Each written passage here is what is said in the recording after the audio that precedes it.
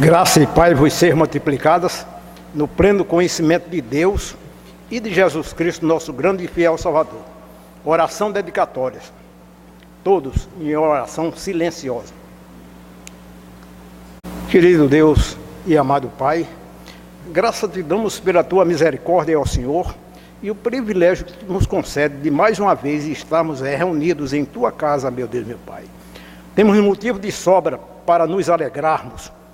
Além da mensagem que logo mais será ministrada, iremos partilhar também desse alto memorial, que é a Santa Ceia, meu Deus, meu Pai. Vai, tira os nossos pecados, para que, assim sendo, meu Deus, meu Pai, entremos para gozarmos desse privilégio tão abençoado que esse Pai Celestial nos concede mais uma vez. Obrigado por tudo, em o nome do Senhor Jesus. Amém. Amém. Chamada adoração, Salmo 135, versículo de 1 a 3, será uma leitura uníssona. Encontra-se no boletim.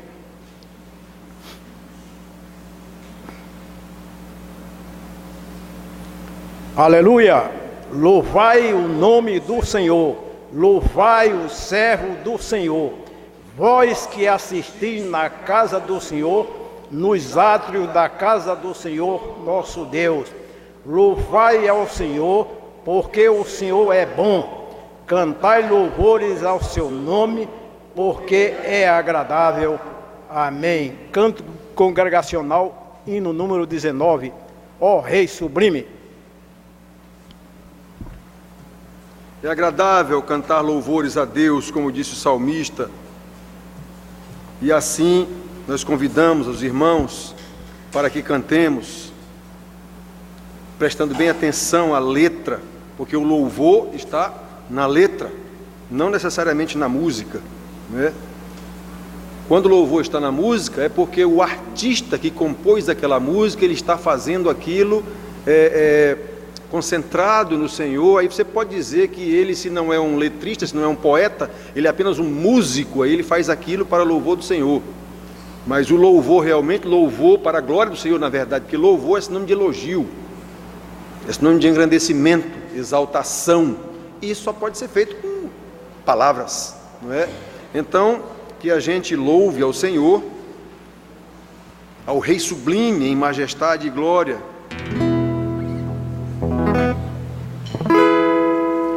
Ó Rei sublime em majestade e glória, sobre as milícias do celeste além, ouve o louvor, os hinos de vitória, dos que de ti recebem todo o bem. Vinde, ó remidos, filhos de Deus, cantai louvores que alcancem os céus. Os altos céus, louvor a Deus ressoam, de gratidão ao soberano amor. Os redimidos com fervor entoam o nome excelso do seu benfeitor. Vinde, ó remidos, filhos de Deus, cantai louvores que alcancem os céus. Eterno Deus, teus filhos vês prostrados perante o brilho da superna luz, pois do pecado foram resgatados e agora rendem glórias a Jesus. Vinde, ó remidos, filhos de Deus, cantai louvores que alcancem os céus. Aleluia, louvado seja o nome do Senhor.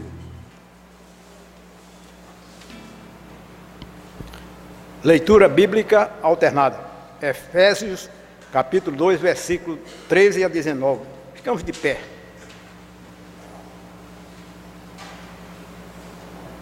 Mas agora em Cristo Jesus, vós que antes estavais longe, fostes aproximados pelo sangue de Cristo, porque ele é a nossa paz, o qual de ambos fez um, e tendo derribado a parede das separação que estava no meio, a inimizade. Aboliu na sua carne a lei dos mandamentos na forma de ordenanças, para que dos dois criasse em si mesmo um novo homem, fazendo a paz. E reconciliasse ambos em um só corpo com Deus, por intermédio da cruz, destruindo por ele a inimizade. E, vindo, evangelizou paz a vós outros que estavais longe, e paz também ao que estavam perto. Porque por ele ambos temos acesso ao Pai em um Espírito. Todos, assim já não sois estrangeiros e peregrinos, mas concidadãos dos santos, e sois da família de Deus. Amém. Irmã Jane, ore agradecendo pela porção da palavra lida neste momento.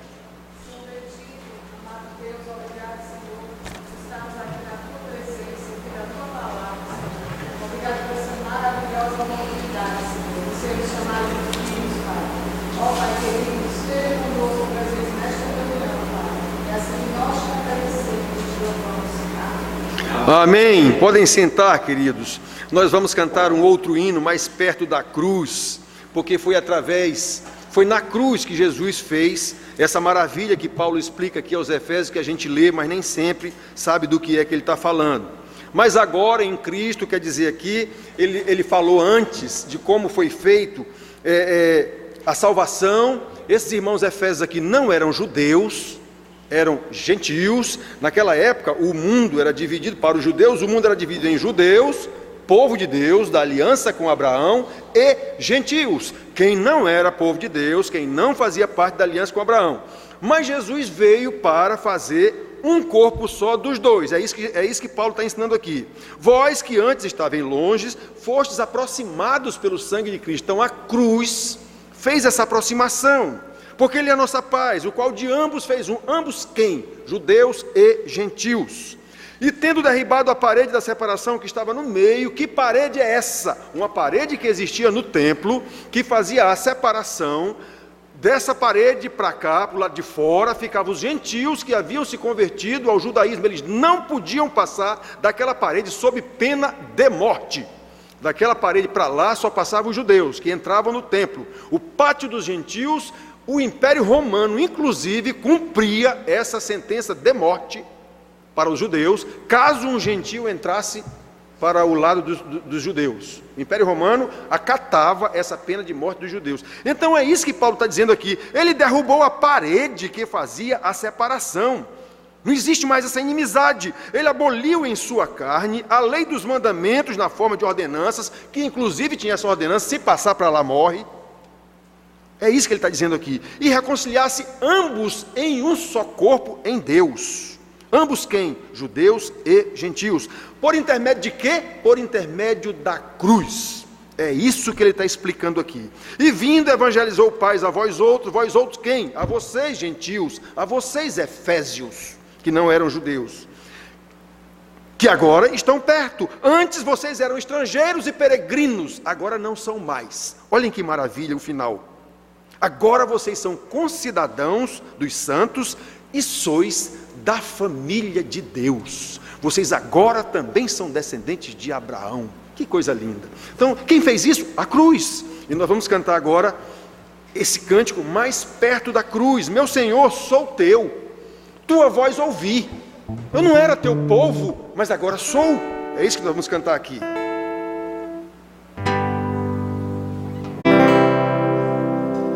Ao único que é digno de receber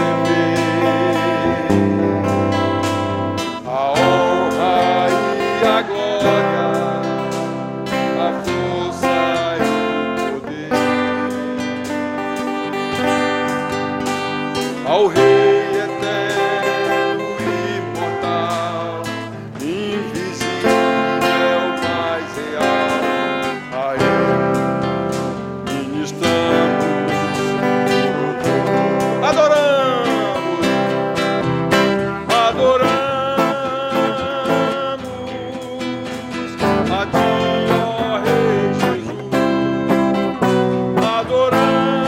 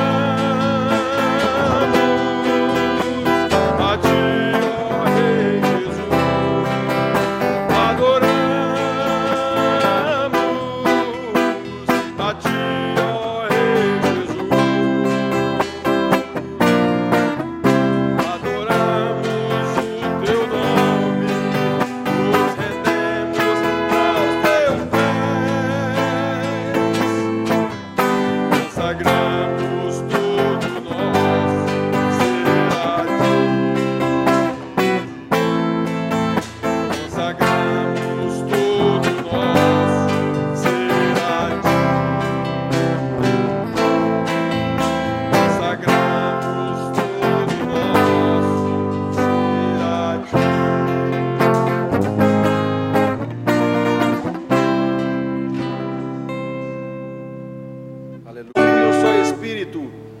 Há somente um só corpo, um só Espírito.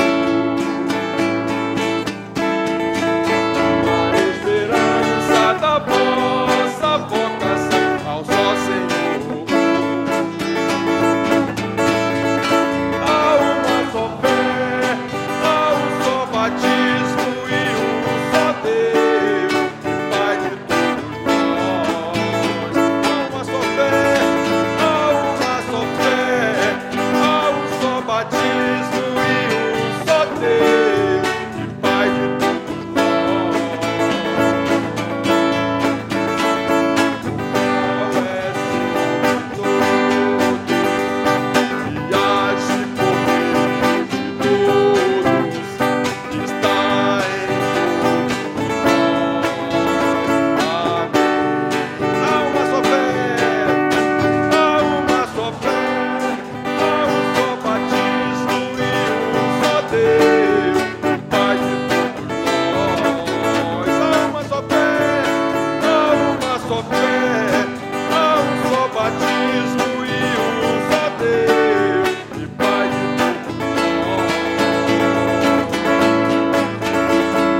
Qual é sobre todos e age por meio de todos, está em todos nós. Amém. Qual é sobre todos? Qual é sobre todos e age por meio de todos, está em todos nós. Amém. Aleluia. Amém. Amém. Vamos abrir nossas Bíblias, irmãos, para ouvirmos o que o Senhor tem a nos ensinar hoje à noite, conforme está escrito na sua palavra. Como eu disse na quarta-feira, para os irmãos que vêm para o estudo, o nosso momento de estudo, irmãos, é um misto de alegria e tristeza. Alegria pelos irmãos que vêm, alguns moram tão distante, mas muito distante, e vêm. São fiéis no estudo toda quarta-feira. Outros moram tão perto, e não vêm. Então é um misto de alegria e de tristeza. Alegria por ver os irmãos que buscam a palavra e que fazem um sacrifício, e é sacrifício mesmo, para vir à igreja debaixo de chuva, mas vêm assim mesmo. E tristeza pelos que moram tão perto e aparentemente não tão interessados ou não fazem qualquer esforço para estar aqui. Lembrando aquela frase sábia que, se não está na Bíblia, devia estar. Quando se quer alguma coisa, quando se quer fazer alguma coisa, arranja-se um jeito. Quando não se quer fazer qualquer coisa, arranja-se uma desculpa. Muito bem, então nós vamos ler aqui. Na quarta-feira nós estamos estudando sobre Jesus, na quarta-feira. Aí já vimos sobre a morte de Jesus. Vimos que essa morte foi anunciada desde o Gênesis. Ele pisará a cabeça da serpente, a serpente lhe ferirá o calcanhar. Desde ali foi anunciada a morte de Jesus. Depois nós vimos que a morte de Jesus foi simbolizada, prefigurada em todos os sacrifícios que Deus mesmo estabeleceu na lei sacerdotal levítica. Nós vimos isso, cada sacrifício daquele prefigurava a morte de Jesus. Até as festas prefiguravam a missão do Messias. A Páscoa prefigurava a morte do Cordeiro. Pentecoste prefigurava a presença do Cordeiro através do seu Espírito Santo, conduzindo o povo pelo deserto, e hoje, através do Espírito Santo, conduzindo a igreja por esse deserto chamado mundo. E a festa dos tabernáculos, com o retorno do Messias, quando vier buscar a sua igreja. As 3 grandes festas de Israel que Deus estabeleceu. Nós vimos tudo isso já. Aí quarta-feira a gente começou a ver a morte profetizada, através de todos os profetas. Aí vimos Isaías 52, vamos abrir Isaías 52, do versículo 13 até o 53, 12. que é a passagem conhecida como a profecia do servo sofredor. A morte do Cordeiro de Deus prefigurada, aliás, profetizada por Isaías 700 anos antes do Cordeiro nascer. Então, Isaías 53, do versículo 13 até, aliás, 52, do versículo 13 até o 53, no versículo 12. Nós não vamos fazer uma exposição de todos os versículos, mas a ideia geral do texto, nós vamos trabalhar isso e mostrar. Normalmente, quando se prega nesses versículos, eu já ouvi na minha vida inteira pregações nesses versículos e nunca ouvi um pastor chamar atenção para um versículo que tem aqui que eu vou chamar atenção hoje. Começa assim: eis que o meu servo procederá com prudência, será exaltado e elevado e será muito sublime. Como pasmaram muitos à vista dele, pois o seu aspecto estava muito desfigurado, mais do que o de outro qualquer, e a sua aparência mais do que a dos outros filhos dos homens. Assim causará admiração às nações, e os reis fecharão as suas bocas por causa dele, porque aquilo que não lhes foi anunciado verão, e aquilo que não ouviram entenderão. Quem creu em nossa pregação? E a quem foi revelado o braço do Senhor? Porque foi subindo como renovo perante ele, e como raiz de uma terra seca, não tinha aparência nem formosura. Olhámo-lo, mas nenhuma beleza havia que nos agradasse. Era desprezado e mais rejeitado entre os homens, homem de dores e que sabe o que é padecer. E como um de quem os homens escondem o rosto, era desprezado e dele não fizemos caso. Certamente ele tomou sobre si as nossas enfermidades e as nossas dores levou sobre si, e nós o reputávamos por aflito, ferido de Deus e oprimido. Mas ele foi traspassado pelas nossas transgressões e moído pelas nossas iniquidades. O castigo que nos traz a paz estava sobre ele, e pelas suas pisaduras fomos sarados. Todos nós andávamos desgarrados como ovelhas, cada um se desviava pelo caminho, mas o Senhor fez cair sobre ele a iniquidade de nós todos. Ele foi oprimido e humilhado, mas não abriu a boca. Como cordeiro foi levado ao matadouro, e como ovelha muda perante os seus tosqueadores, ele não abriu a sua boca. Por juízo o opressor foi arrebatado, e de sua linhagem quem dela cogitou? Porquanto foi cortado da terra dos viventes, por causa da transgressão do meu povo foi ele ferido. Designaram-lhe a sepultura com os perversos, mas com o rico esteve na sua morte, posto que nunca fez injustiça, nem dolo algum se achou em sua boca. Todavia, ao Senhor agradou moê-lo, fazendo-o enfermar. Quando der ele a sua vida como oferta pelo pecado, verá a sua posteridade e prolongará os seus dias. E a vontade do Senhor prosperará nas suas mãos. Ele verá o fruto do penoso trabalho de sua alma e ficará satisfeito. O meu servo, o justo, com o seu conhecimento, justificará muitos, porque as iniquidades deles levará sobre si. Por isso eu lhe darei muitos, como a sua parte, e com os poderosos repartirá ele o despojo, porquanto derramou a sua alma na morte. Foi contado com os transgressores, contudo, levou sobre si o pecado de muitos, e pelos transgressores intercedeu. Olha, irmãos, muitos de vocês já ouviram várias pregações nesse texto.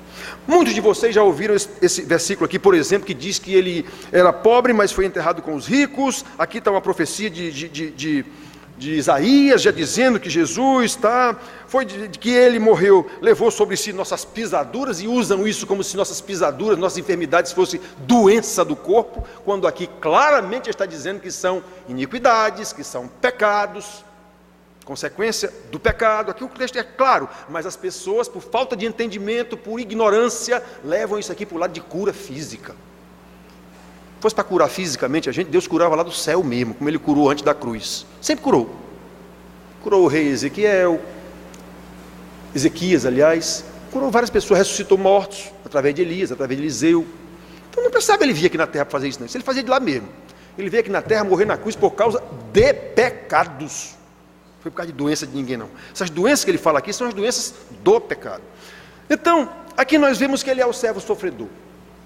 E no estudo eu dizia para os irmãos que há muitos títulos na Bíblia que são dados a Jesus. Muitos.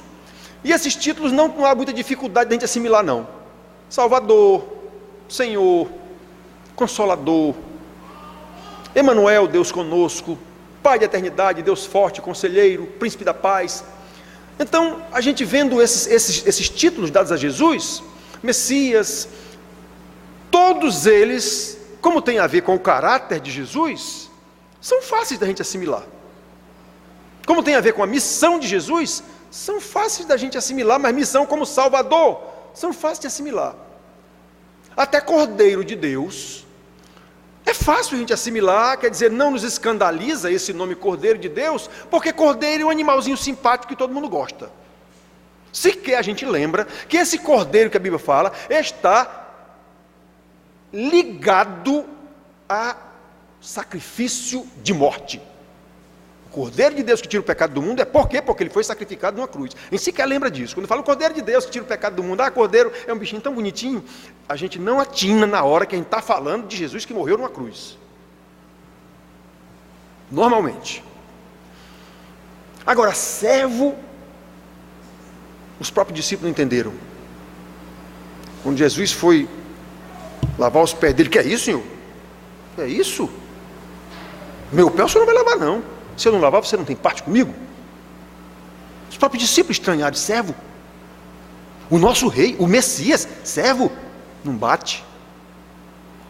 E se acrescentar, não é? E se acrescentar o adjunto adverbial sofredor, servo sofredor, aí é que não dá mesmo.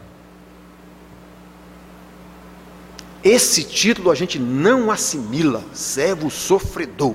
Os discípulos não assimilaram. Jesus morreu e eles ficaram decepcionados. Morreu o nosso Messias, aquele que a gente pensava que era um rei, morreu numa cruz, acabou-se. Pedro, vou pescar. Os outros dois no caminho de Emaús, perdemos o nosso tempo. Nunca entenderam que o Messias era um servo sofredor. Nós também não. Como é possível? Só que conforme a profecia que nós lemos, Isaías apresenta esse servo sofredor, como eu disse para vocês, cerca de 700 anos antes dele nascer. Nós sabemos que o pacto eterno de Deus com a sua criação previa a vinda de um redentor. Lá na queda, Gênesis 3, está escrito: o descendente da mulher pisará a cabeça da serpente.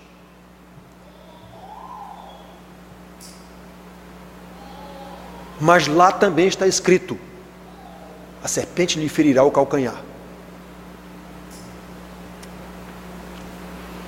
Nós também sabemos, pela história da Bíblia, que o pecado gera a morte. Pelo pacto de Deus com Noé, Adão, ele disse: o dia que comer, morre. E nós sabemos que Adão comeu, e por causa do pecado entrou a morte na criação de Deus. E como o pecado de Adão trouxe a morte, ali naquele início nós vemos o primeiro sacrifício. Um animal foi morto para que se lhe tirasse a pele, para que fosse coberta a vergonha do pecado de Adão e Eva. Ali houve o primeiro sacrifício de morte, para cobrir a morte que deveria ser de Adão e Eva. E Deus diz lá por que não matou. Deus tinha um propósito eterno, que a gente não entende imediatamente, mas vai entendendo à medida que a gente vai se santificando. Convém lembrar, queridos, para quem sabe, e até dizer para quem não sabe, que na história da humanidade, em todas as épocas do conhecimento antropológico, houve necessidade de se fazer sacrifícios para aplacar a ira dos deuses com humanos fracos, pecadores, que não agiam de acordo com a vontade dos deuses. Sempre foi assim. Sempre foi assim. Então eles ofereciam sacrifícios para que os deuses lhes fossem favoráveis, para que os deuses lhe mantivessem com vida. Pois bem, a história bíblica não é diferente. As pessoas veem esses sacrifícios aí de macumba, de umbanda, de não sei o que, desse bando de Deus aí, isso é coisa do cão. Irmãos, a Bíblia é do mesmo jeito. Você só tem que entender qual é a diferença. Mas a Bíblia também tem esses sacrifícios. Vai olhar, vai ver.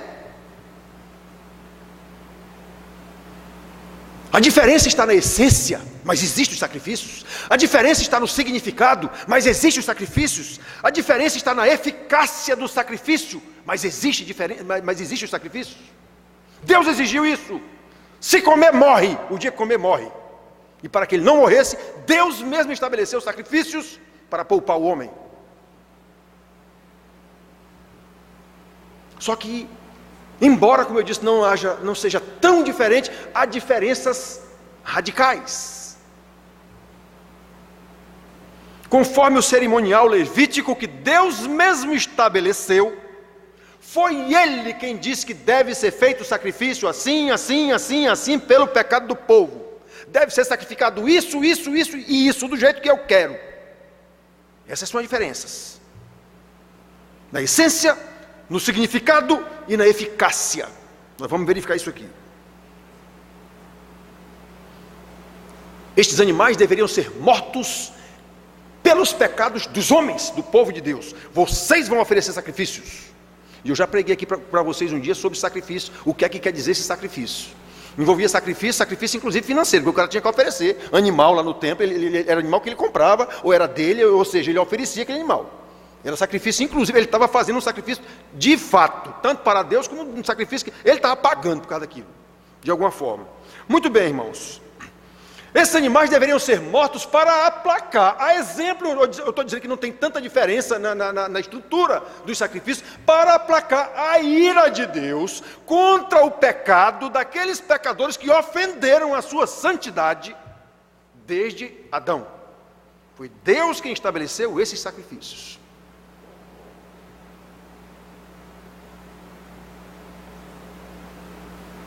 Ao longo do relato bíblico, porém, nós também podemos ver que todos aqueles sacrifícios da lei cerimonial levítica, como eu já ensinei lá na sala de aula na quarta-feira, prefiguravam um único sacrifício eficaz. O sacrifício do Cordeiro de Deus que tira o pecado do mundo, que João Batista mostrou. Eis o Cordeiro de Deus que tira o pecado do mundo. E eu falei para vocês, quando João Batista disse isso, o povo que escutou, quem era judeu, entendeu. Ele estava se referindo ao Cordeiro que foi morto na Páscoa, lá no Egito, para salvar o povo da escravidão do Egito. Hoje a gente lê isso e não entende, mas o povo entendeu. Então, todos esses sacrifícios da lei cerimonial apenas prefiguravam, apenas representavam o sacrifício eficaz que seria feito de uma vez por todas por Jesus Cristo na cruz do Calvário. O Messias, aquele descendente da mulher prometido lá em Gênesis 3,15, aquele que pisará a cabeça da serpente, mas a serpente lhe ferirá o calcanhar. Este servo sofredor profetizado por Isaías é o nosso Salvador. Portanto, está claro que esses sacrifícios que a gente vê na Bíblia, no ensino do sábado, ontem aqui eu mostrei o que acontecia em Canaã. Por que Deus mandou matar todo mundo em Canaã para Israel entrar? Um povo perverso, totalmente prostituído. Seus deuses eram deuses que exigiam sacrifícios de crianças na cabeça deles, então eles sacrificavam os próprios filhos para os deuses. Os sacerdotes eram homossexuais, sodomitas, prostitutas. Obviamente o povo de Deus não podia se associar com esse pessoal. Um povo que exigia sacrifício fazia sacrifício dos próprios filhos. Que coisa horrorosa! Nós ficamos, ai, que coisa horrorosa. Sim, mas Deus não fez a mesma coisa? Está claro que Deus também exigiu sacrifício humano e exigiu o sacrifício de ninguém menos que o próprio Filho dele, o justo, o santo, o Messias, o servo sofredor, o Cordeiro de Deus. A gente só tem que entender, irmãos, como é que funciona a religião sem Deus e a religião com Deus, só isso.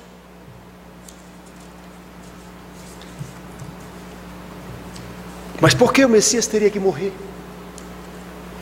Por que o Messias teria que sofrer tanto? Nunca ninguém foi crucificado em Roma com um sofrimento tão grande como o que Jesus passou. Jesus começou a sofrer quando foi preso, nós vamos falar disso hoje na hora da Santa Ceia. Ali ele começou a sofrer. Tabefe, tapa, empurrão, quando foi levado para a casa de Anás. De Anás foi para a casa de Caifás. Da casa de Caifás foi para Herodes, Pilatos. E ali começou o sofrimento, e o pobre sofrendo e apanhando, e cruz de não sei o que, como é coroa de espinho, e caniçada na cabeça, e cuspe, murro, e tudo está na Bíblia. E por fim, meio-dia foi crucificado. Nunca ninguém passou por essa situação na história de Roma. Pegava um ladrão qualquer, ou alguém lá, crucificava e pronto. Agora, passar por aquele martírio todo, por aquela tortura toda, antes, só Jesus que sofreu. Por que ele tinha que sofrer tanto? Como já dissemos, irmãos, a história bíblica não é diferente da história da humanidade no seu relato no geral. No que se refere a oferecer sacrifícios aos deuses para aplacar a sua ira.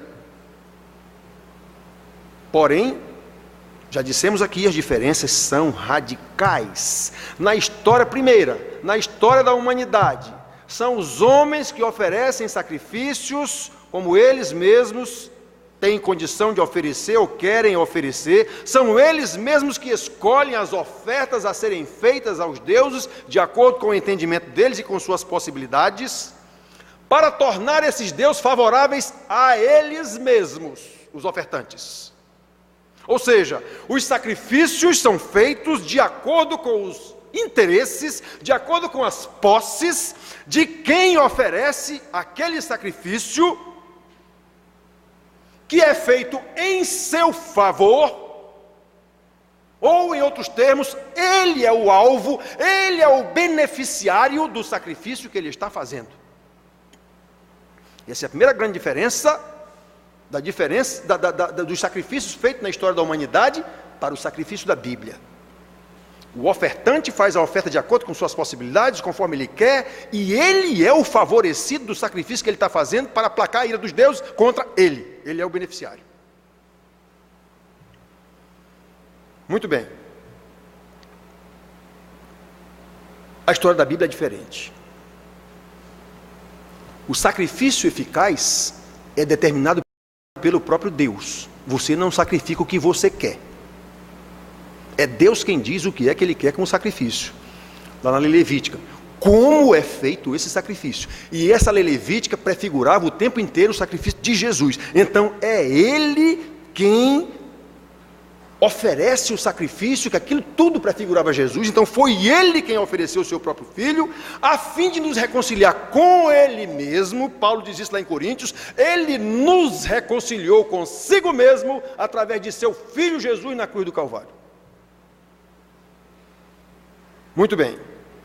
Então, observem que não há condição do homem fazer qualquer coisa, oferecer qualquer coisa, fazer qualquer sacrifício que o apazigue ou que apazigue Deus consigo mesmo. Na história da humanidade não, como ela oferece sacrifício para Iemanjá, para não sei para quem, e ele entende que foi beneficiado por essa divindade, pelo sacrifício que ele fez. Então ele tem crédito. Paguei. Aliás, essa é a pregação do evangelho liberal de hoje nas igrejas. Você oferece, você dá alguma coisa e Deus vai lhe abençoar por causa disso. É exatamente isso. A igreja está totalmente pervertida pelo evangelho liberal, humanista, que é isso. Em essência, é isso. Você faz alguma coisa para Deus lhe abençoar. A igreja está sendo totalmente destruída por causa desse evangelho liberal, que não tem nada a ver com o cristianismo. Muito bem, irmãos. Não pode haver qualquer ação, qualquer oferta do homem pecador que aplaque a ira de um Deus santo, santo, santo, 3 vezes santo. Mas o homem pecou, isso é um fato. E Deus disse: o dia que pecar, morrerá. E vai ter que morrer. Foi a palavra de Deus. Mas Deus fez um pacto com o homem e disse que viria um filho da mulher, um descendente da mulher, para dar um jeito nisso, no seu pacto eterno, para fazer a reconciliação do homem com ele, como Paulo disse, que eu falei agorinha. Deus mesmo nos reconcilia pela cruz.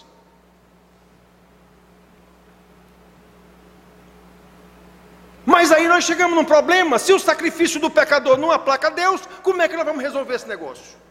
Exatamente. O sacrifício do homem, diferentemente dos sacrifícios da humanidade ao longo de sua história, o da Bíblia é diferente, porque esse sacrifício não pode ser feito pelo homem. O homem foi o operador, o homem Jesus no caso, ou os homens na lei levítica, eles eram os operadores desse sacrifício, mas o sacrifício era de Deus, era dito por Deus. Então, irmãos, prestem bem atenção: quem é o único que poderia dar solução? Poderia, não pode dar solução para esse problema? O próprio Senhor Deus. Por isso, conforme a sua determinação eterna, o descendente da mulher que viria pisar a cabeça da serpente veio, morreu de fato numa cruz, a serpente lhe feriu o calcanhar, mas ele ressuscitou ao 3º dia, mas sofreu o que o servo sofredor de Isaías disse aqui, tudo aquilo que foi profetizado, para resolver o impasse entre a maldição do pecado que requer a morte e a santidade de Deus, para que a gente pudesse ser aproximado dele.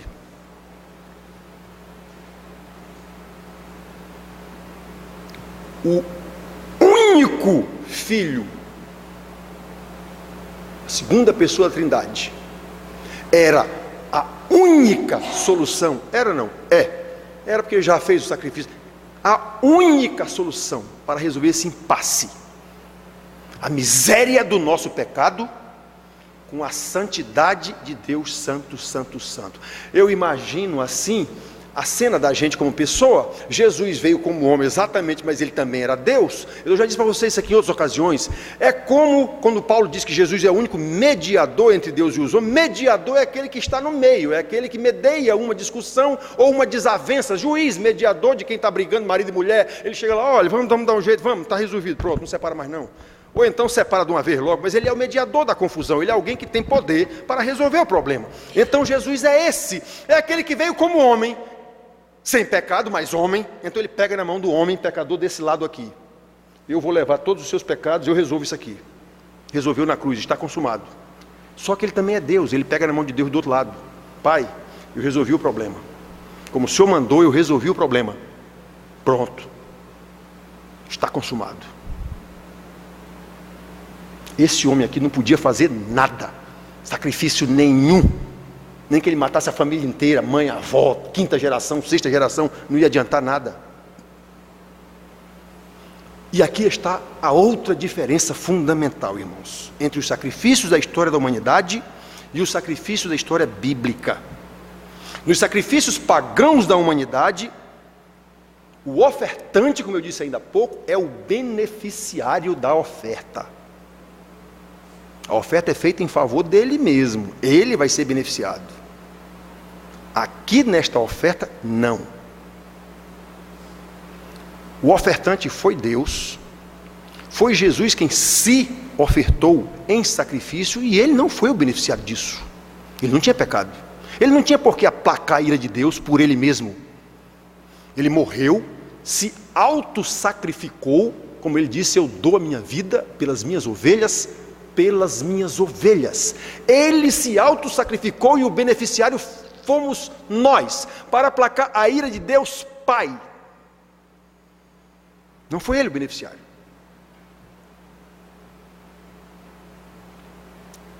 Olha, irmãos, Filho de Deus, o descendente da mulher, o servo sofredor de Isaías, não foi o beneficiário do próprio sacrifício. Não foi por causa de pecados que ele tivesse cometido que ele ofereceu o sacrifício ao Pai. Foi por causa dos nossos pecados. Os pecados daqueles a quem o Pai elegeu desde a eternidade e deu a Ele. Nós lemos aqui, vamos tratar disso aqui. Ele verá o fruto do seu penoso trabalho. E a sua alma, aliás, o penoso trabalho da sua alma, e ficará satisfeito. As minhas ovelhas, há um rebanho específico, as minhas ovelhas ouvem a minha voz e me seguem. Eu dou a vida por elas. Não é pelo mundo todo, é pelas minhas ovelhas. A oração de Jesus lá em João 17 é claríssima: Pai, eu não oro pelo mundo todo, eu oro por estes que tu me deste. É por estes que ele morreu. Ele não ia orar por uns e morrer por outros. Não faz sentido isso, é questão de interpretação bíblica.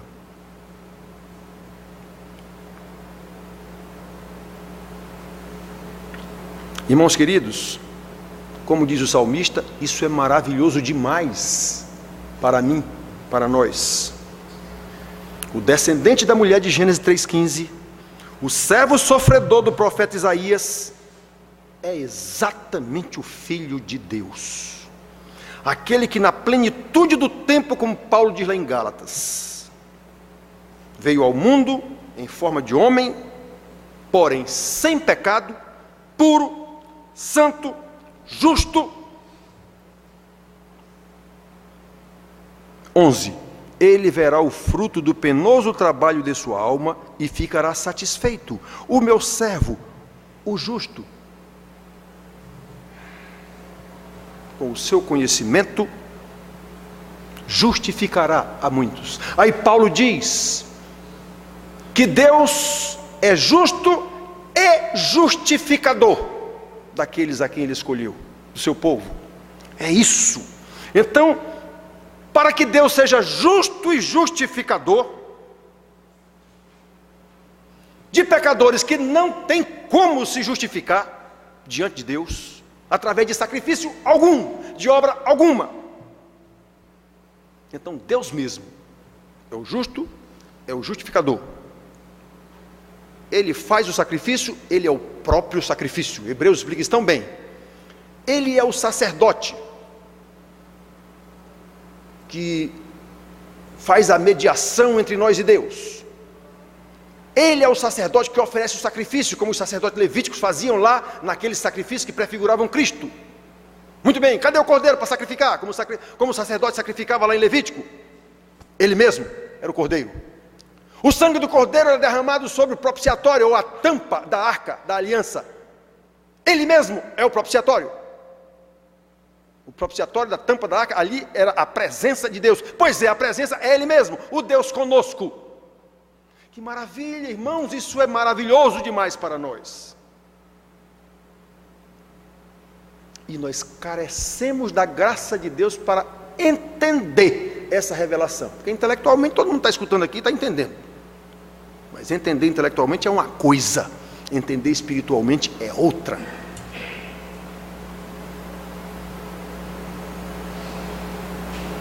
Irmãos, lá em Romanos 3,26, Paulo diz isso, que ele é o justo e o justificador ao mesmo tempo.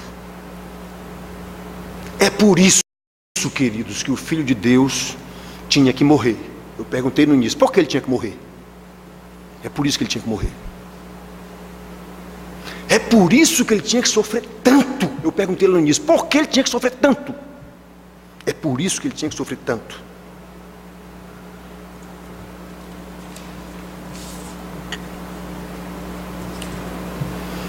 É por isso que ele tinha que morrer de uma forma tão horripilante, tão humilhante naquela cruz, no momento em que pisou a cabeça da serpente. Está consumado. A inimizade contra Deus foi desfeita. A inimizade de Deus contra o pecado e o pecador foi desfeita. Eu fiz a reconciliação, Pai, daqueles que tu me mandaste vir aqui buscar. É isso que quer dizer, está consumado. Só que nós lemos aqui que o seu aspecto era simplesmente terrível. O filme do Mel Gibson nos dá uma ideia do que aconteceu com Jesus. É o único que dá uma ideia do que aconteceu com Jesus. É aquele filme do Mel Gibson. Os outros não, é muita água com açúcar, um sofrimentozinho muito light. O seu aspecto estava muito desfigurado. Nós lemos aqui no versículo 14. Cadê? Como pasmaram muitos à vista dele. Ou seja, quando viram o servo sofredor naquela situação em que ele estava. Pois o seu aspecto estava muito desfigurado, mais do que o de outro qualquer. Como eu disse, nunca o Império Romano judiou, como se diz, tanto de um crucificado. Ele botava na cruz e acabou-se. Dentro de algum tempo, o camarada custava muito a morrer, ele chegava lá, quebrava as pernas do camarada para ele poder morrer asfixiado, pendurado nos braços, aí o pulmão não tinha condição de encher e secar, e o cara morria asfixiado, na verdade. Jesus não. Quando eles chegaram lá para ver, eles não podiam ficar lá com ele no final de um sábado, vamos quebrar as pernas dele. Chegando ali, ele já estava morto. Por quê? Porque havia uma profecia, desde lá, do Cordeiro de Deus, lá do Êxodo, não quebrarás nenhum osso dele. E João, no seu evangelho, faz a ligação, não lhe quebraram nenhum osso, como o Cordeiro Pascal. Já disse para vocês, irmãos, a Bíblia diz a mesma coisa em todo lugar, é questão de você saber fazer as ligações. Então, irmãos, preste atenção, o seu aspecto estava muito desfigurado, a sua aparência era muito mais terrível do que a de qualquer um dos filhos dos homens. Como sofreu o servo sofredor. E por que tanto sofrimento? Por causa da ira de Deus contra o pecado e o pecador que ofenderam a sua santidade. Eu, quando ofendo uma autoridade, não sou preso? Dependendo do país e da autoridade, eu não vou para a pena de morte? Pois é, Deus disse a Adão: o dia que pecar, morre. Isso é decreto de Deus.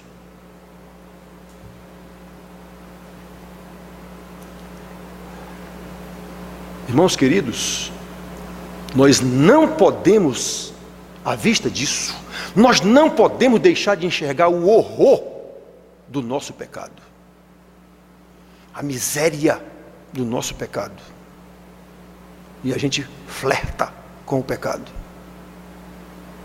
Todo mundo aqui sabe o que eu estou dizendo.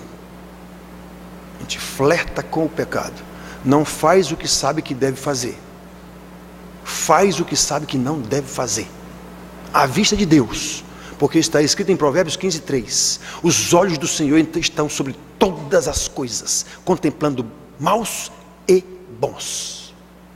Se os bons devem ficar satisfeitos com essa notícia, o meu Deus está de olho em mim, meu Deus está me protegendo e me ensinando o tempo todo, me conduzindo o tempo todo.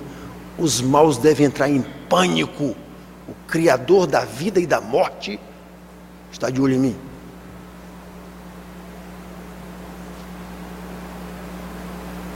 Irmãos, não podemos deixar de enxergar o horror do nosso pecado. Foi por causa dele que Deus enviou o seu próprio Filho para oferecer-se em sacrifício em lugar dos pecadores, porque os pecadores não têm condições de oferecer sacrifício que agrade a Deus. Em nosso lugar, como nós lemos aqui, o servo sofredor, versículos 7 e 8, ele foi oprimido e humilhado, mas não abriu a boca.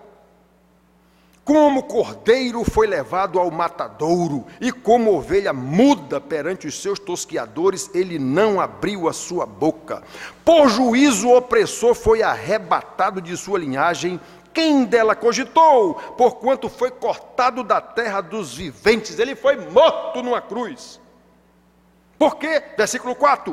Ele tomou sobre si as nossas enfermidades. O homem aqui está falando de pecado, não é de doença não. As nossas enfermidades e as nossas dores levou sobre si. E nós o reputávamos como filho, aflito, aliás, ferido de Deus e oprimido. Mas ele foi traspassado pelas nossas transgressões, não é pelas nossas doenças não, é transgressões, e moído pelas nossas iniquidades, não é por causa das nossas doenças não. Quando fala de doença lá em cima, é isso aqui, é transgressões e iniquidades. O castigo que nos traz a paz estava sobre ele, ou seja, para Deus se apaziguar conosco mesmo, o próprio Filho foi castigado. Voltando a lembrar a história da humanidade, alguém tem que ser sacrificado para apaziguar a divindade contra o pecador. Os deuses lá da Grécia, de Roma, exigiam sacrifício às vezes de filhos. Deus também exigiu o sacrifício do próprio filho. Para vocês verem como o pecado é horripilante. As divindades da história humana não entendem isso. Eles fazem isso por interesse próprio. Como eu disse, o sacrifício em favor deles mesmos. Nós não. Quer dizer, nós quem? Que eu estou falando? Nós que entendemos a Bíblia, nós crentes. Porque hoje as igrejas, em geral, todo mundo está fazendo sacrifício em favor próprio. O dízimo que ele dá é em favor próprio, a oferta que ele dá é em favor próprio, o que o pastor exige lá é em favor próprio, tudo é em favor próprio. É a mesma coisinha aqui, dos deuses do panteão desse mundo afora. É a mesma coisinha. Isso chama-se teologia liberal, teologia humanista. Isso nada tem a ver com a Bíblia, ainda que o cara cite versículo bíblico. Nada tem a ver com a palavra de Deus.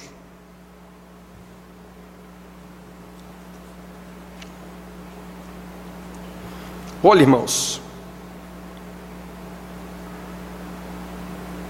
ele foi cortado da terra dos viventes, por causa da transgressão do meu povo, foi ele ferido. 53:8, por causa da transgressão, não é por causa da doença de ninguém não, não é por causa do casamento desfeito de ninguém não, por causa da transgressão. Não é por causa do desemprego de ninguém não. Por causa da transgressão do meu povo, ele foi ferido. Esta é a dimensão exata do horror do nosso pecado. O próprio Deus precisou vir ao mundo como semente da mulher, já que ele não era filho de homem, para pisar a cabeça da serpente, mas ele foi ferido. Por causa do nosso pecado. Ele morreu, foi cortado do mundo dos viventes. Sofreu, foi humilhado, horrível, não havia quem estivesse parecido com ele. Ele estava mais desfigurado do que qualquer outro, por causa do nosso pecado. Irmãos queridos,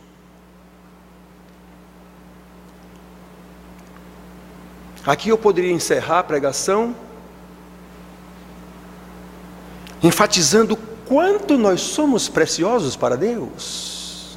Afinal, ele fez tudo isso porque nós somos simplesmente o máximo. Ele nos ama tanto que fez isso. Ou seja, a bola toda está conosco, que é a teologia liberal. A bola toda está conosco. O servo sofredor continua sendo servo. Ele morreu por mim porque eu sou mais importante do que ele. Os caras não dizem isso com todas as palavras, e alguns dizem. Alguns americanos dizem isso, lá na tal igreja emergente. Alguns dizem isso, ele morreu porque nós somos mais importantes do que ele. Porque quem morre por alguém é sinal que esse alguém é mais importante do que quem se deu por ele. Isso é a lógica natural da vida humana. Ele continua sendo servo, só serve para me ajudar, para me abençoar, para me dar isso, para me dar aquilo, para me dar um casamento bom, para me dar um emprego, para não sei o quê, para não sei o quê. E eu faço um sacrifíciozinho para poder ele ser favorável a mim. Essa é a pregação, qualquer igreja, em qualquer lugar, quase você escuta isso. A ênfase é essa. Então, aqui, mostrando tudo isso que ele fez por mim. Ele me ama. Me ama tanto que fez isso por mim. Pronto, vamos encerrar a pregação aqui, irmãos, e vamos para casa com a alma lavada e enxaguada de felicidade, porque Deus, sabe, nós, está tudo resolvido, está tudo salvo aqui. Mas eu preciso lembrar de um versículo aqui que eu nunca ouvi, como eu disse para você, na minha vida de velho, um pastor chamar a atenção para esse versículo aqui. O texto todo dá a entender, mas tem um versículo aqui que bate em cima. Isaías faz uma acusação muito grave nesse texto aqui, mas normalmente a gente passa por cima. Versículo 3: era desprezado. Para quem Isaías estava escrevendo isso aqui? Para Israel, povo de Deus. Como eu já disse para vocês, todas essas profecias do Velho Testamento não se cumpriram em Israel totalmente. Elas perpassam o tempo e pegam a igreja até a volta de Jesus. A restauração só acontecerá totalmente, a redenção só acontecerá totalmente no dia que Jesus voltar. Aí estará de fato consumado. Quando Jesus disse na cruz está consumado, está na eternidade, mas no tempo e no espaço ainda está acontecendo isso. Muito bem, então olha o versículo 3. Este servo sofredor, que ele disse que estava tão desfigurado de tanto apanhar e de tanto sofrer, era desprezado e o mais rejeitado entre os homens. Tanto judeus quanto gentios se associaram para crucificá-lo. Todos, como nós falamos aqui em Paulo, esse todos, ele normalmente está se referindo a judeus e gentios, todo mundo, de todas as raças. Homem de dores, e que sabe o que é padecer, e como um de quem os homens esconderam o rosto. O que é esconderam o rosto? Eu não estou nem aí, eu não quero nem saber, deixa ele carregar essa cruz dele aí, salva-te a ti mesmo, tu não diz que é Deus, mostra o teu poder. Era isso que faziam.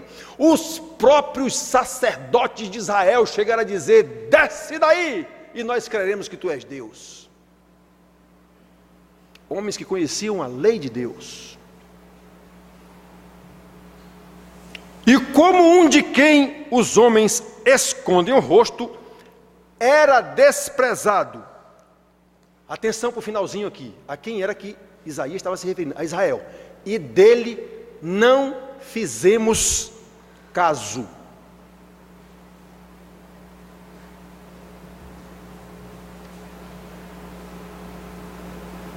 Viram a gravidade da acusação? Não fizemos caso. Nós, israelitas, nós, igreja, não fizemos caso. Ele continua sendo um servo que só serve para fazer o que eu quero. Dele eu não faço caso, da sua palavra eu não faço caso, eu não obedeço o que ele diz, mesmo que o pastor fale aqui a vida inteira há 8 anos. Eu não faço caso dele. O pastor diz, mostra o pecado, mas eu não faço caso.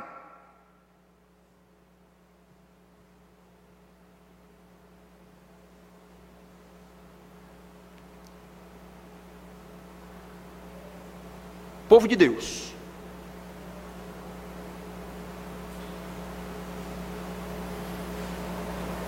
Ah, irmãos, como isso é triste, como isso machuca. Um pastor, está aqui, ó, esse mesmo pastor que escreveu isso aqui, ele perguntou no início aqui: Senhor, quem creu em nossa pregação? O pobre do Isaías dizia isso: quem creu, Senhor? Tudo que nós ensinamos para esse povo aqui, quem foi que creu nisso? A quem foi revelado o braço forte do Senhor? Ou seja, eu ensinei tanto a esse povo, quem creu nisso? Quem acreditou nisso?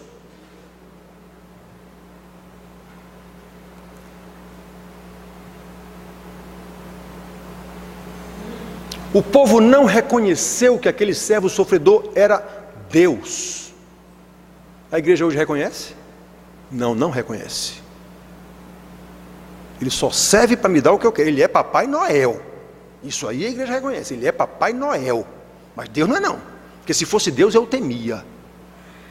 Se fosse Deus eu obedecia o que ele diz. Porque eu sei que ele é Senhor da vida e da morte. Do mundo, do universo. Se eu não o temo, então para mim ele não é Deus. Ele continua sendo um servo, no máximo um servo.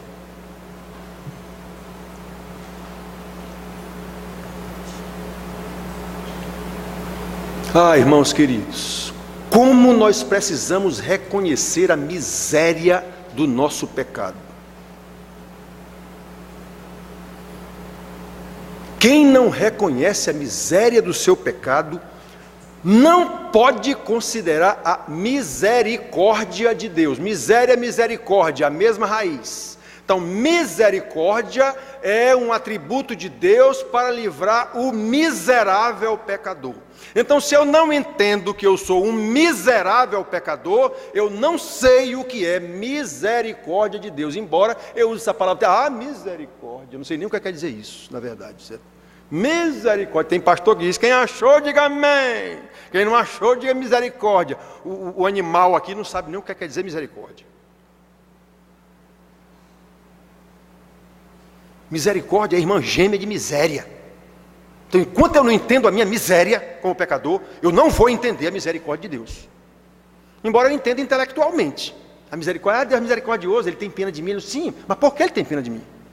Porque Ele é misericordioso comigo? Porque eu sou um miserável pecador, que não há jeito nenhum de eu chegar a Ele, se não for através de tudo isso aqui que nós lemos. E eu sei disso? Sei nada. Eu sei no máximo intelectualmente. Ele continua sendo servo. Só serve para me arrumar emprego, para eu orar para Ele, para me arrumar emprego, para resolver meus problemas, para não sei o que, só. E o sacrifício que eu faço, no máximo, é ir domingo para a igreja. Está bom demais já. Está bom demais ir para o culto do domingo e dar um dízimozinho, uma oferta, não sei quando, e pronto. Está bom demais. Irmãos, é isso aqui que o profeta está ensinando. Esse servo sofredor aqui é Deus. E ele está dizendo para Israel, e nós não o reconhecemos. Nós não fizemos caso dele. Ele está dizendo isso aqui para o povo de Deus, para Israel. Nós não fizemos caso dele. Nós viramos o rosto para ele. Nós o ignoramos. Portanto, queridos, que ninguém se imagine senhor do servo sofredor. Esse servo sofredor é Deus. Como virou moda na igreja moderna ou pós-moderna, o evangelho liberal, o evangelho humanista, a pregação para agradar os nossos sentimentos. Ai, mas que pregação linda desse pastor, sair daqui hoje, chegar em casa, quebra o pau com o marido, com a mulher, com os filhos, arrebenta tudo, não sei o quê. Para que serviu essa pregação? Para mexer com o sentimentalismo do camarada aqui, com o emocionalismo do camarada, da pessoa. Mas foi maravilhosa a pregação. Pergunte, o que foi que o homem ensinou na pregação? Que essa pessoa que disse que a pregação foi maravilhosa, não vai saber dizer. Por quê? Porque não houve ensinamento nenhum na pregação, na verdade. Houve só psicologia. Que é a moda das pregações hoje, é psicologia. Então, irmãos, prestem atenção, queridos. Que nós não consideremos que Jesus continua sendo servo, aquele que lava nossos pés. Aquilo foi só ensinamento para mostrar aos seus discípulos o que é ser humilde, o que é ser obediente, o que é ser líder. Líder é aquele que serve, não é aquele que manda nos outros, não. Eu já disse para vocês, a única coisa que eu sou mais do que vocês aqui é servo. Esse negócio de pastor autoridade está totalmente contrário à Bíblia. Pastor importante, essas duas palavras são, sabe, esse complemento, pastor importante, o complemento importante é totalmente incompatível com a palavra pastor. Se ele for importante, ele não é pastor. Se ele for pastor, ele não será importante. Está na Bíblia.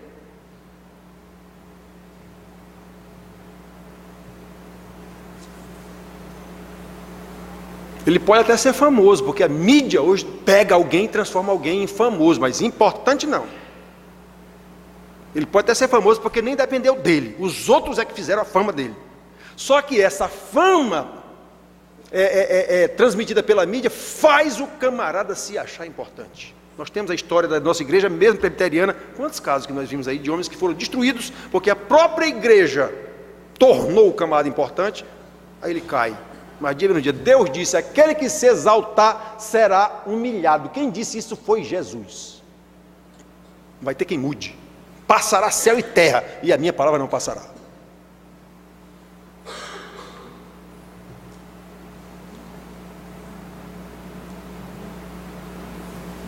Há irmão aqui na igreja, que está me escutando agora, que já houve ocasião de, pastor, porque o senhor diga, pode parar, pode parar. Pode parar, não vem querer encher minha bola não, que isso aí você não está sendo usado por Deus não. Pode parar. Uma menina lá atrás de Paulo, esse camarada aí é um apóstolo de Jesus, ele prega Jesus e encheu Paulo, cala a boca, Satanás. Paulo sabia que a mocinha estava querendo encher a bola dele lá. Então, irmãos, prestem atenção. Prestem atenção. Ninguém se imagine senhor do servo sofredor. Como virou moda na igreja pós-moderna, na teologia liberal, humanista, apenas nos regozijemos, meus irmãos, em saber que apesar de nós, o servo sofredor, que é o Filho de Deus, que é o descendente da mulher, que foi prometido lá em Gênesis, ele verá o fruto do penoso trabalho da sua alma, como nós vimos aqui no final, e ficará satisfeito. Versículo 11. Essa tem que ser a nossa satisfação, em saber que o penoso trabalho do servo sofredor alcançará êxito, porque ele disse está consumado, e ele verá o fruto do seu trabalho, e eu faço parte desse fruto. Isso sim é que deve nos regozijar. E como é que eu provo que eu faço parte desse fruto? Porque eu obedeço. Não há forma de você provar que é convertido se não for obediente à palavra de Deus. Não há nenhuma outra forma. Você pode fazer o que você bem entender, botar uma coroazinha na cabeça, botar asa, botar o que você entender. Se você não for obediente à palavra de Deus, no poder do Espírito Santo, não é na sua força, você não tem negócio com Jesus. Então nós temos que ficar assim, queridos, regozijados em saber que esse servo sofredor, que é o descendente da mulher, que Isaías aqui profetizou, ele é o Filho de Deus, que Deus diz, ele é o meu servo, ele é o justo, está escrito aqui, ó, com o seu conhecimento, ele justificará a muitos, porque as iniquidades deles levará sobre si. Vamos já fazer a Santa Ceia dele dizendo, isso é o meu cálice, o cálice da nova aliança, para o perdão de pecados de muitos. Não é de todos não, é daqueles que o Pai me deu.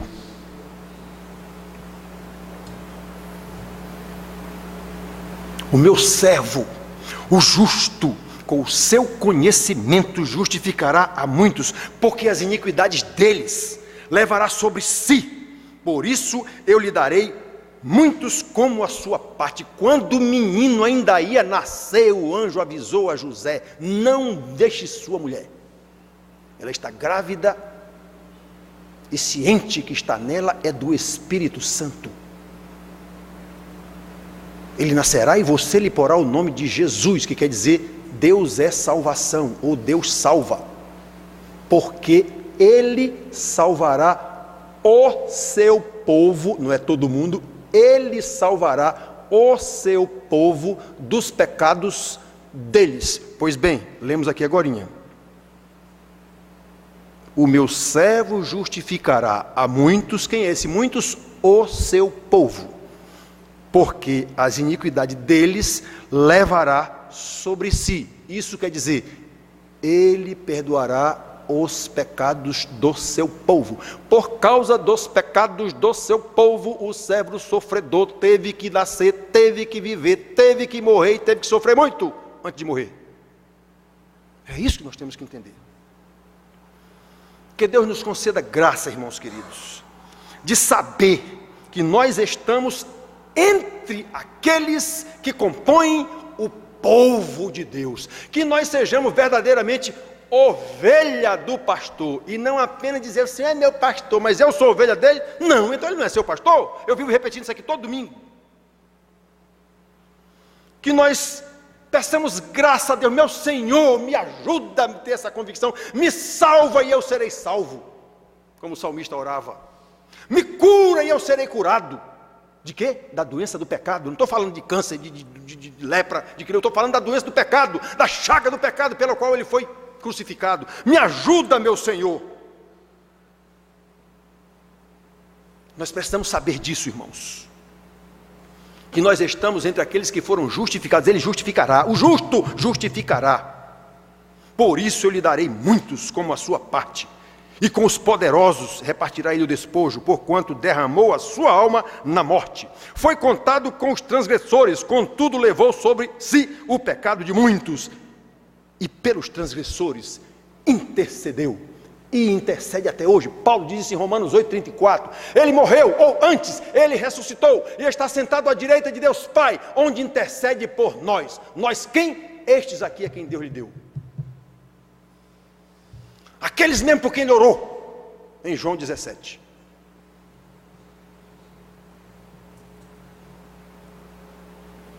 Aqueles mesmos pelos quais ele ofereceu-se em sacrifício ao Pai, para poder aplacar a ira de um Deus irado contra o pecado e o pecador, uma vez que o pecador não podia fazer absolutamente nada para resolver esse problema. E ele fez isso, mas ele fez isso para que vivamos de modo digno dele. Paulo insiste nas suas cartas que nós vivamos de acordo com a vocação para a qual fomos chamados, e essa vocação é a santidade. Essa vocação é a glorificação. Enquanto não chega na glorificação, é a santidade. Que nós possamos viver de modo digno do Senhor Criador do mundo, que se transformou em servo sofredor para nos levar para a sua glória.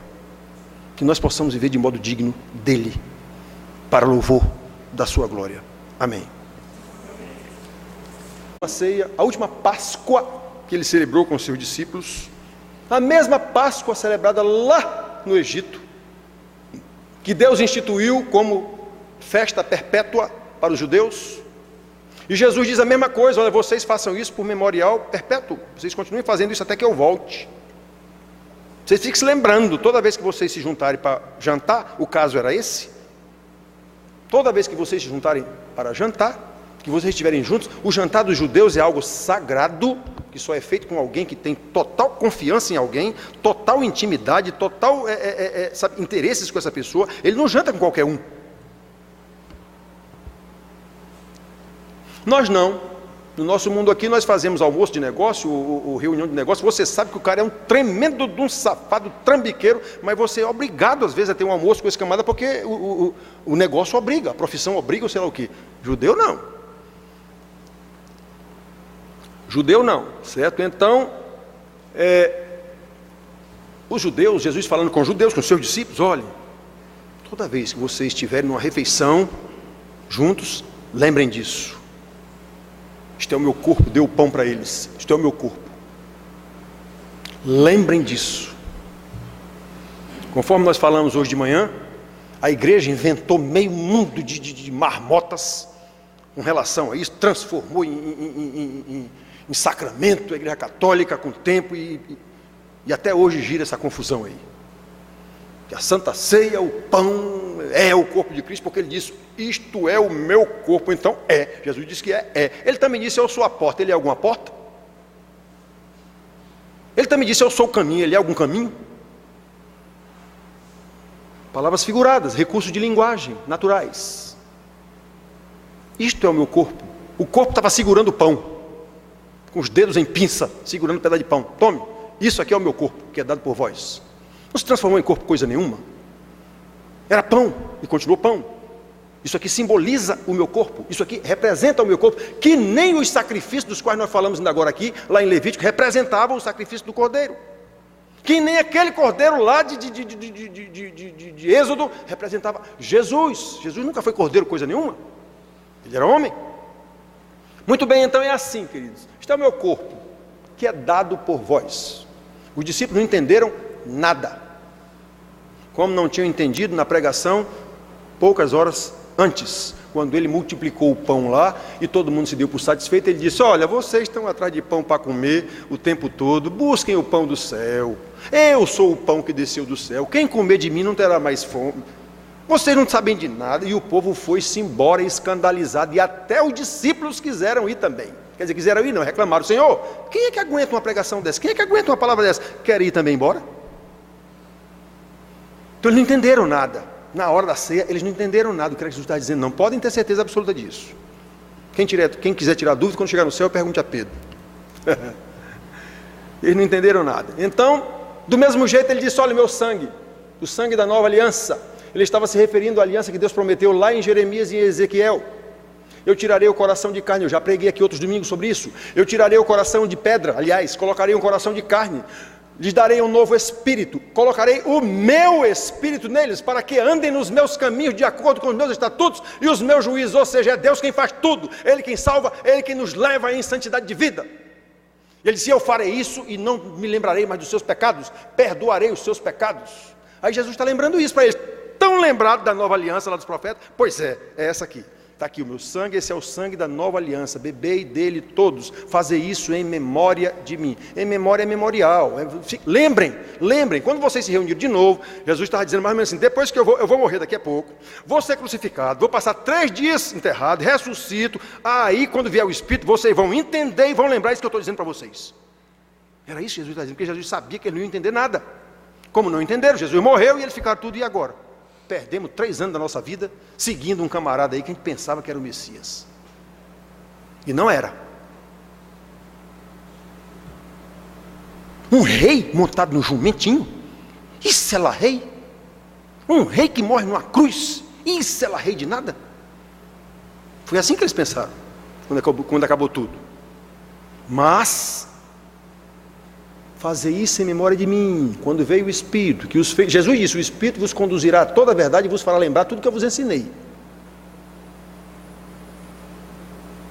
O Espírito não trouxe nenhum ensinamento novo, nem naquela época, nem em época nenhuma. O Espírito Santo, a função dele é convencer do pecado, da justiça, do juízo. É levar os santos de Deus para Jesus, é levar os convertidos em santidade de vida, de acordo com as palavras de Jesus. Ele disse isso: o Espírito Santo não falará dele mesmo, ele falará de mim. Então esses cultos para o Espírito Santo dessa igreja aí é tudo heresia, não tem absolutamente nada a ver com o Evangelho de Deus. Então, irmão, nós vamos celebrar a Santa Ceia sabendo disso. O que foi que Jesus ensinou? O que foi que o profeta ensinou? O que foi que aconteceu? O que o profeta profetizou aqui 700 anos, aconteceu no ano 0 da nossa era, mais ou menos, e nós sabemos dessa história. O profeta não sabia, não. Ele profetizou tudo isso, mas ele não sabia de nada do que ia acontecer, não. Deus deu essa revelação para ele, mas ele não sabia como ia acontecer isso, se era numa cruz, se era no céu. Ele não tinha noção dessas coisas. Mas hoje nós sabemos. Nós não só temos noção, como sabemos. A história está revelada aqui. Então nós precisamos participar da Santa Ceia, como diz Paulo, com discernimento. O que é discernimento? É um julgamento que se faz com base no conhecimento. É isso que é discernimento. Discernimento depende de conhecimento. Não existe discernimento sem conhecimento. Para eu discernir ou para eu julgar alguma coisa, eu tenho que saber o que é o certo e o que é o errado. Aí eu posso julgar. Muito bem, então, irmãos, que a gente participe da Santa Ceia hoje, como Paulo diz, com discernimento. Discernindo o corpo e o sangue de Cristo, à luz do que nós ouvimos na pregação hoje, participando disso. Não há qualquer graça misteriosa em participar da Santa Ceia. A doutrina herética, transubstanciação, Lutero, quando fez a reforma protestante, simplesmente a transformou em consubstanciação. Não se transforma no corpo de Cristo, mas contém o corpo de Cristo. Contém não, é pão e é vinho.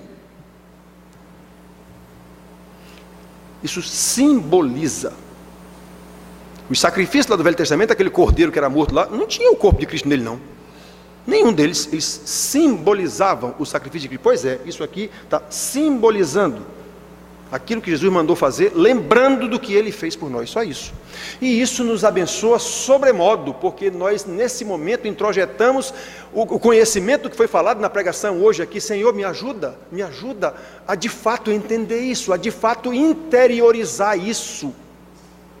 Que isso faça parte da minha vida, me ajuda. Isso é um momento que nos leva, nos impele, nos compele a ficar pensando nisso.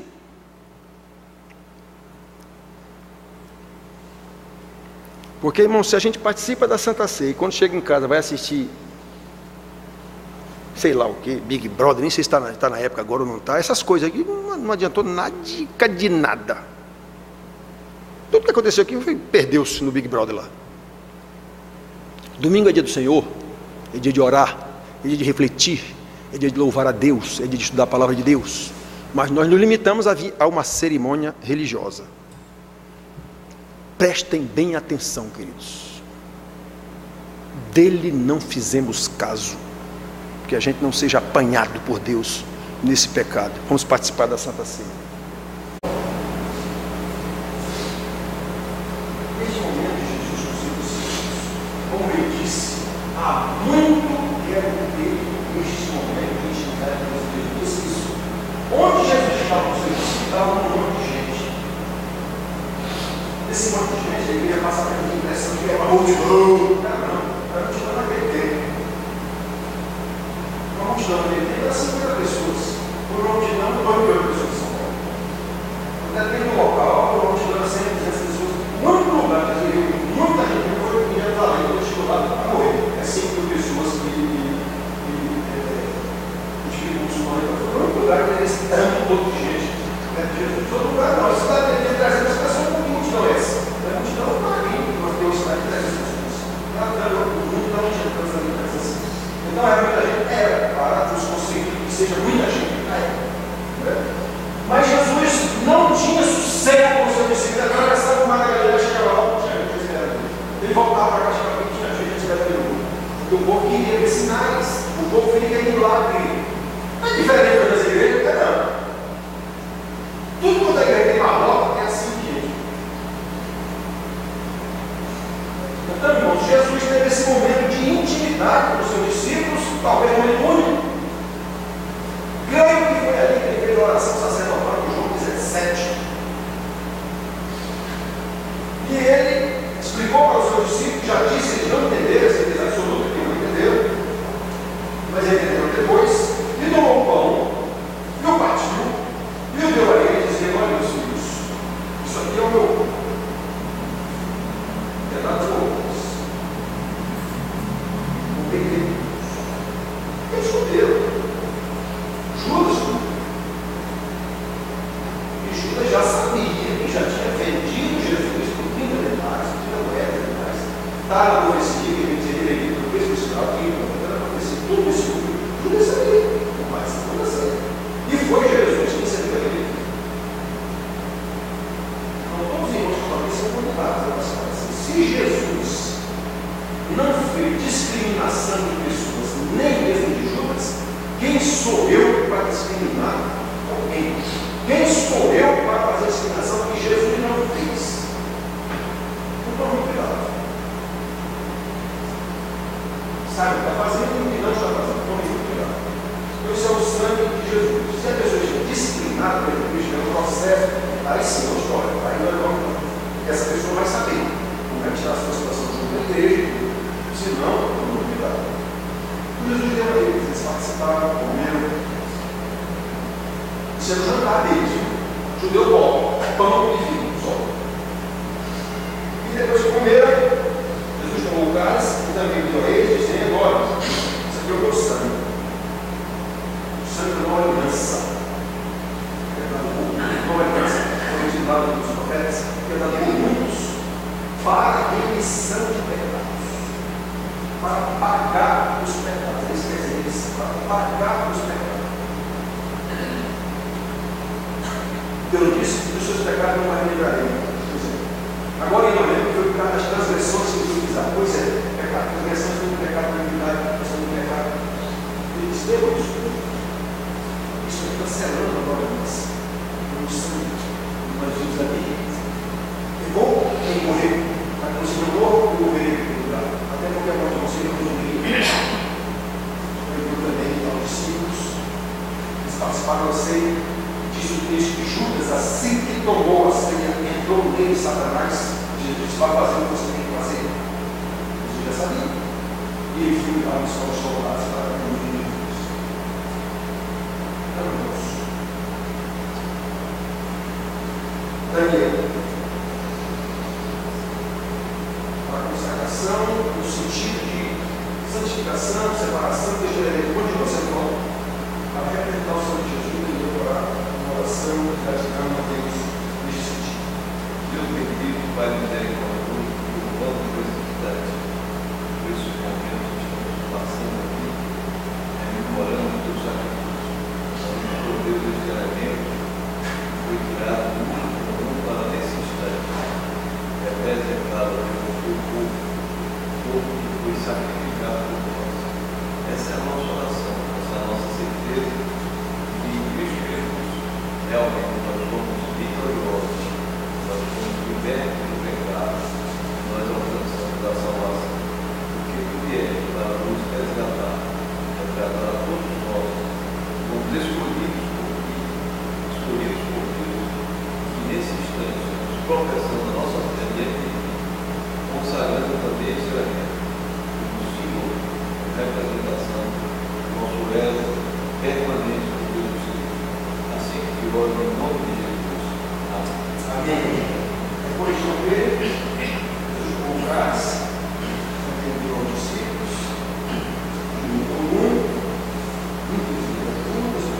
Senhor, tomai, beberei, o sangue, fazer isso em memória de uma palavra de seu coração, também de santificação ou separação de Jesus.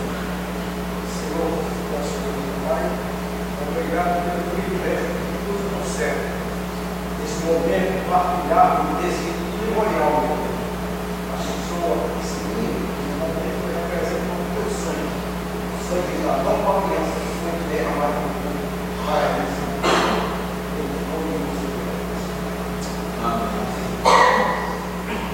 O Senhor Deus, Jesus, tomando o pão, deu ao discípulo, dizendo: tomai e comei, isto é o meu corpo.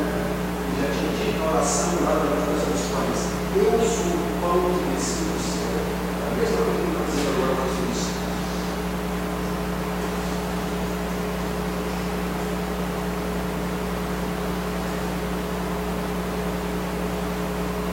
Semelhante modo, o Senhor tomou o cálice, depois de escolher, e se abre a jantar, e o Senhor tomou o cálice também veio a ele dizendo: olha, isso é normal, essa ação era normal no jantar deles.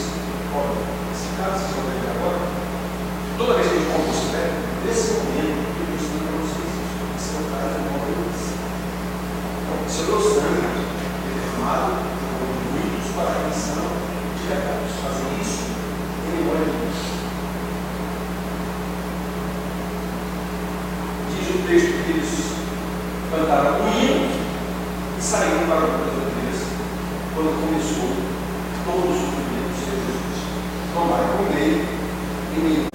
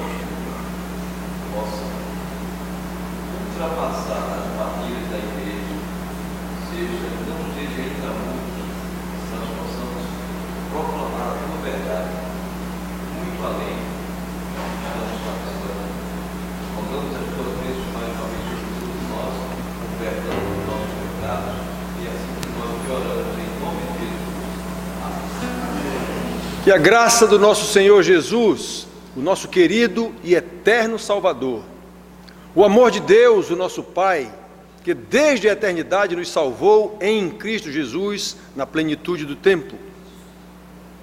A comunhão do Santo Espírito que em nós habita e nos conduz em santidade de vida até a eternidade. Seja com todos vós, Igreja de Deus aqui reunida, hoje e sempre.